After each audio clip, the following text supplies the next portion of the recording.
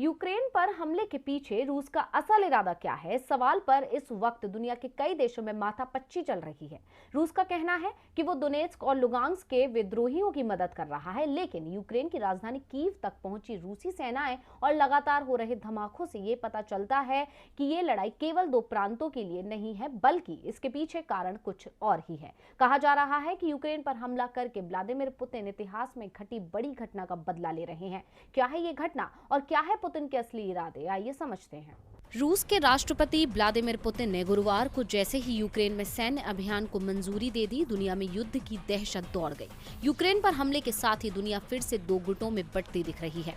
NATO के सदस्य देश एक साथ मिलकर यूक्रेन का साथ देने खड़े हो गए हैं और रूस को चेतावनी दे रहे हैं। वहीं रूस भी अपने कदम पीछे नहीं खींच रहा है, उसे चीन का साथ मिल गया है। जानकार इसे शीत युद्ध का नया दौर कह रहे हैं, लेकिन यूक्रेन पर हमले के पीछे दरअसल शीत युद्ध यानी अमेरिका और सोवियत संघ के बीच की वो तनातनी ही नजर आ रही है जो अब तक इतिहास के पन्नों में दफन थी।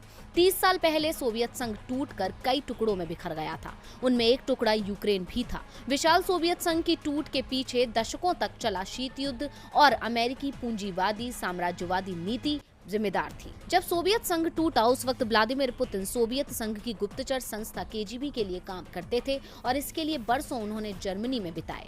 सोवियत संघ टूटने से पुतिन दुखी और निराश थे। पुतिन ने सोवियत संघ के विघटन और 20वीं सदी की सबसे बड़ी भूराजनीतिक आपदा करार दिया था और माना जा रहा है कि यूक्रेन पर हमला करके पुतिन ने नाटो और पश्चिमी शक्तियों से सोवियत संघ टूट का ही बदला लिया है। पुतिन ने साल 2015 में कहा था, लेनिनग्राड की सड़कों पर 50 साल पहले मैंने एक सबक सीखा था, अगर लड़ाई टाली ना जा सके तो आपको सबसे पहले घूंसा मारना चाहिए। अब शायद पुतिन अपने इसी नियम को यूक्रेन के खिलाफ जंग के लिए इस्तेमाल कर रहे हैं, क्योंकि उन्होंने यूक्रेन को पश्चिमी देशों के प्रभाव में आने से रोकने की बार-बार कोशिश की।